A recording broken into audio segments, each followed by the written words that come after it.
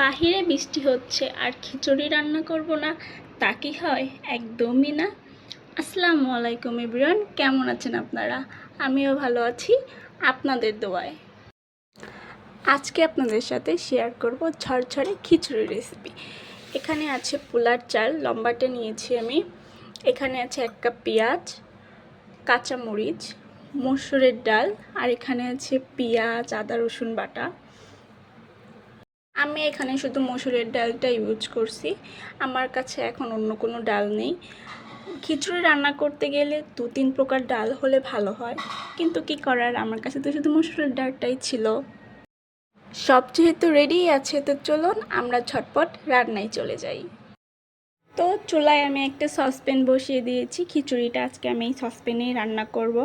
সসপ্যানটা হালকা গরম হলেই আমি তেল দিয়ে দেব। আমার সসপ্যানটা মোটামুটি গরম হয়ে গিয়েছে। আমি এখন এখানে সয়াবিন তেলটা ইউজ করছি। আর আমি এখানে কোনো আস্ত মশলা ইউজ করব না, কারণ আমার কাছে আছে সব মশলার গুঁড়া। আমি সবগুলো ব্লেন্ডারে ফাঁকি করে নিয়েছি, তাই আমি কোনো আস্ত মশলা ইউজ করব না এখানে। আমি এখানে একটা এলাচ আর 1 কাপ পেঁয়াজ দিয়ে দিয়েছি। খুব ভালোভাবে নাড়াচাড়া করতে হবে, যেন পুড়ে না যায়। পেঁয়াজটা একটু ভাজা হলেই আমি মশলাগুলো দিয়ে নেব। আমার পেঁয়াজটা মোটামুটি ভাজা হয়ে গিয়েছিল।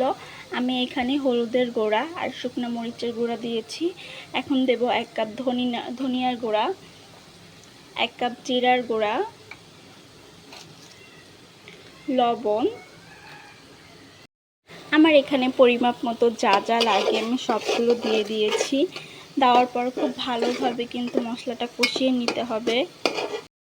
মশলাটা দেখতেই পাচ্ছেন খুব ভালোভাবে কিন্তু রান্না করা হয়ে গিয়েছে। 2 থেকে 3 মিনিট রান্না করলেই কিন্তু আপনাদের মশলাটা এরকমভাবে সুন্দর হয়ে যাবে।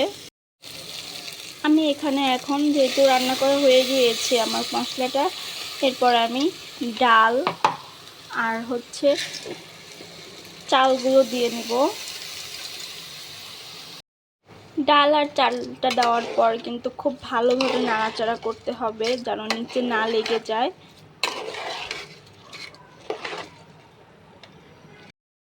5 থেকে 6 মিনিট আমি চালটা খুব ভালোভাবে ভেজে নিয়েছি। আমার চালটা খুব ভালোভাবে ভাজা হয়ে গিয়েছে। এরপর আমি পরিমাপ মতো পানি দিয়ে নেব। আমি খিচুড়িতে পরিমাপ মতো আমার যতটুকু পানি প্রয়োজন হয় আমি দিয়ে নিয়েছি। এরপর কেটে রাখা কাঁচামরিচগুলো দিয়ে দিব। এখন আমি 7 থেকে 8 মিনিটের জন্য ঢাকনা দিয়ে এটা ঢেকে রাখবো। 8 মিনিট পর আবারও ফিরে আসলাম। আমার খিচুড়িটা কিন্তু 8 মিনিট পর দেখতে ঠিক এমন হয়েছে। আর কিছু সময়ের অপেক্ষা, এরপরেই কিন্তু আমার খিচুড়িটা হয়ে যাবে। আমার খিচুড়িটা কিন্তু প্রায় হয়ে গিয়েছে। আমি কিছু সময়ের জন্য আবারও আমার খিচুড়িটা একটু ঢাকনা দিয়ে ঢেকে দেব। কিছু সময় পর আমার খিচুড়িটা একদম পারফেক্টভাবে হয়ে যাবে। আমার খিচুড়ি একদমই হয়ে গিয়েছে, এবার জাস্ট সার্ভ করার পালা। আমার খিচুড়ি কিন্তু সার্ভ করা হয়ে গিয়েছে, দেখতেই পাচ্ছেন। ওমা, এখন ভাবছেন চিকেন আসলো কোথা থেকে? চিকেনটা আমি খিচুড়ির আগেই রান্না করেছি। নেক্সট কোনো একটা ভিডিওতে আপনাদের সাথে চিকেনের রেসিপিটাও শেয়ার করব।